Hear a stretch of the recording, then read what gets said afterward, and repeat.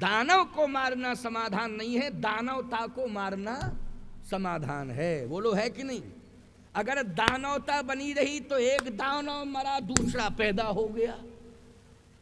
दानवता अगर रही तो समस्या बढ़ती ही जाएगी कि नहीं बढ़ती जाएगी? बढ़ती जाएगी। लेकिन सही बात तो यह है प्यारे कि दानव को समाप्त करना, दानव को मारना उतना जरूरी नहीं है जितना दानवता को समाप्त करना जरूरी है, आवश्यक है। भगवान राम दानवों को ही मारने नहीं आए प्यारे। ये क्षमता अवतारवाद में श्री राम के साथ है कि राम जी दानव को मार के दानवता समाप्त करके मानवता का श्रृंगार करने के लिए आज इस धरती पर आए हैं, और यही मानवता का श्रृंगार करने के लिए अयोध्या छोड़ के बन जा रहे हैं। किसका श्रृंगार करने के लिए? मानवता का श्रृंगार करने के लिए। एक बड़ी प्यारी बात आ रही है, अभी अभी तत्काल मेरे मन मस्तिष्क में आई कि मानवता का श्रृंगार है। मैं एक बात कहता हूं, आप गांव में रहते हैं, चाहे जोता में रहें, चाहे आप किरना में रहें, चाहे आप पत्थरगढ़ी में रहें, चाहे चंद्रगढ़ी में रहें, चाहे आप पथरिया में रहें। अरे भैया जितने नाम याद हैं उतने बता दिए हैं। क्या हम अनुभवज्ञ अधिकारी हैं तुम्हारे के वोटर लिस्ट हमारे पास हो? लेकिन सही बात तो ये है कि जितने हमारे दिमाग में नाम थे उतने नाम हमने बता दिए। किसी भी गांव में आप रहें,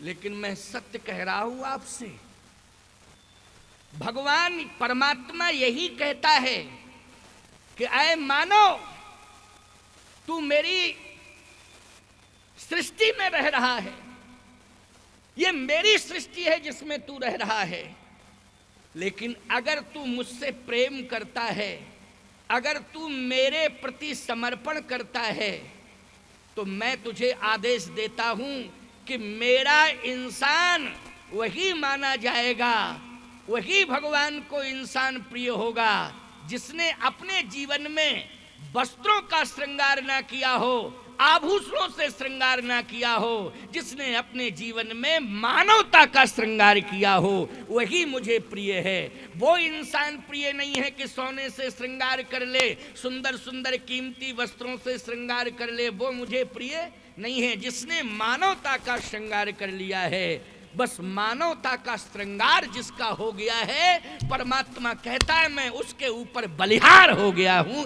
यही मेरा सिद्धांत है। इसलिए मानवता का श्रृंगार करो। केकई जी कहती हैं कि जो राम की इच्छा है वही मेरी इच्छा है। समझ रहे हो कि नहीं? राम की इच्छा है मानवता का श्रृंगार हो। असुर मार थापै सुरन राखें जिसुत से तू, ओ जग विस्तार ही बिसद जस राम जन्म कर हेतु। एक बात और बता दें आपको, परशुराम जी महाराज अपनी संपूर्ण शक्तियां राम जी को देके चले गए। बोलो, देत चाप आप ही चल गए परशुराम मन विस्मय भयऊ।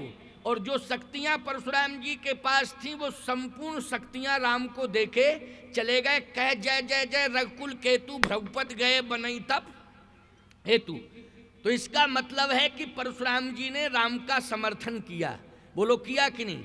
और यही इसमें संकेत है, परशुराम जी भी नहीं चाहते हैं कि राम अयोध्या में जाके सिंहासन पर बैठ जाएं सीधे। अच्छा बोलो भाई, धनुष बाण देने का अर्थ क्या होता है? धनुष बाण देने का अर्थ यही होता है कि राम तुम तो धनुषधारी हो, हम परशुराम हैं, लेकिन मेरे पास भी धनुष है। वो धनुष महाशक्ति के रूप में है। आपके पास ये जो धनुष है ये आपकी शक्ति का प्रतीक है, लेकिन आज मेरे हाथों से जो धनुष आपके पास जा रहा है ये महाशक्ति का प्रयोग है। हे राम, इसी महाशक्ति बन करके आप इन दैत्यों का वध करें और जहां जहां भी अनाचार अत्याचार हो रहा है उस अत्याचार को समाप्त करके, दानवता को समाप्त करके मानवता का श्रृंगार करिए। मैं तो तपस्या करने के लिए वन में जा रहा हूं, जाओ राम जाओ। और परशुराम जी कह करके चले गए कि नहीं? कहे जय जय जय। जय का मतलब जय जयकार करके गए। बोलो गए कि नहीं? जय जयकार करने का मतलब है कि राम तुम्हारी ही जय होगी, तुम ही विजयी होगे। तुम्हारी जय हो, इसमें संकेत यही है कि तुम ही विजयी हो। विजयी भव विजयी भव विजयी भव। आज राम जी अयोध्या के राज्य से प्रभावित नहीं हैं। भगवान राम प्रभावित किससे हैं? राज्य से प्रभावित नहीं हैं। राज्य देने के लिए तो मैं कहता हूं कि निषाद राज खुद अपना राज्य हैंडओवर कर रहा था। क्यों भाई कर रहा था कि नहीं? भाई राज्य छोड़ के राम जी आए, मान लीजिए कैकेयी रूठ गई, क्या हुआ, लोग किस तरह से व्याख्या करते हैं, चलिए वो बात छोड़ो।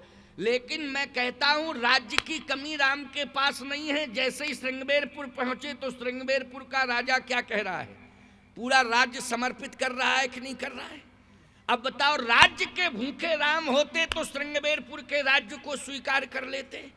लेकिन भगवान ने कहा कि नहीं नहीं, मैं किसी के नगर में 14 साल तक प्रवेश नहीं कर सकता हूं और ना ही राज्य से संबंधित किसी भी सुविधा को स्वीकार कर सकता हूं। भगवान ने प्रकृति का साथ पकड़ा और प्रकृति प्रदत्त जो भी वन में परमात्मा को प्राप्त हुआ उसी को भगवान ने स्वीकार किया। लेकिन मैं सत्य कहता हूं, सबसे ज्यादा प्रभावित ना अयोध्या के राज्य से भगवान राम हुए और ना अयोध्या के प्रधानमंत्री से प्रभावित हुए और न ही श्रृंगबेरपुर राज्य से प्रभावित हुए, न श्रृंगबेरपुर के राजा से प्रभावित हुए। भगवान राम अगर प्रभावित हुए हैं तो याद रखना, दीनहीन मलिन गरीब केवट से प्रभावित हुए हैं, जो मजदूरी करता है। बोलो, जो मजदूरी करता है उससे प्रभावित हुए कि नहीं हुए? स्वीकार करो इस बात को कि हाँ हुए। अब आप कहो स्वामी जी उससे क्यों प्रभावित हुए? उससे इसलिए प्रभावित हुए क्योंकि वो मानवता का चोला पहने था। किसका चोला? मानवता का। आप कहो महाराज मानवता का चोला निषाद राज गोहराज निषाद नहीं पहने थे क्या? सुमंत जी नहीं पहने थे? केवल केवटई पहने था मानवता का चोला। मानवता का चोला पहनने वाले बहुत थे, लेकिन सुनिए ध्यान से, सुनिए ध्यान से, कितनी बड़ी बात इस प्रसंग में सुनने और समझने को मिल रही है। भगवान राम जब केवट से कहे कि मुझे नाव में बिठाल के पार करो, तो केवट ने कहा जरूर करूंगा पार। अच्छी बात सुनने को मिल रही है। अब एक एक शब्द सुनते जाना, समाधान बहुत बढ़िया मिलेगा। भगवान ने कहा कि नाव में बिठाल के मुझे पार कर दो। केवट ने कहा बिल्कुल करूंगा। प्रसंग तो बहुत वैसा है कि आया नहीं, ये हुआ वो हुआ, अरे यही सब करते रहें कि आगे बढ़ें। केवट ने कहा ठीक है, आपको मैं पार जरूर करूंगा, थोड़ा चरणोदक दे दो। भगवान ने कहा ले लो। तो चरणोदक लिया और चरणोदक लेकर के केवट ने कहा कि अब आप बैठिए नाव में। परिवार के सहित चरणोदक लिया। अब कहा बैठिए।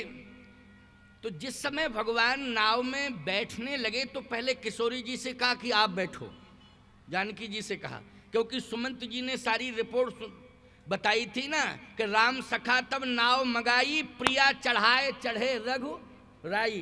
तो प्रिया चढ़ाए चढ़े रघुराई, इसका मतलब है पहले सीता जी को चढ़ाया नाव में, इसके बाद में भगवान चढ़े। तो किशोरी जी से कहा कि पहले आप चढ़िए नाव में। तो किशोरी जी नाव में चढ़ गई। फिर भगवान राम प्रिया चढ़ाए चढ़े रघुराई, तब भगवान नाव में चढ़े। अब नाव जैसे ही बढ़ी, सुनिए जरा बात को, नाव बढ़ी। नाव में भगवान राम बैठे हैं और पतवार केवट के हाथ में है। पतवार किसके हाथ में है? केवट के हाथ में। अच्छा सही बताओ, उल्टी गंगा बह रही कि नहीं? पतवार परमात्मा के हाथ में होती है कि नहीं होती है?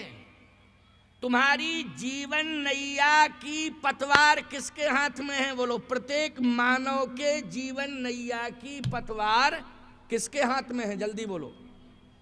भगवान के हाथ में है, परमात्मा के हाथ में है कि नहीं?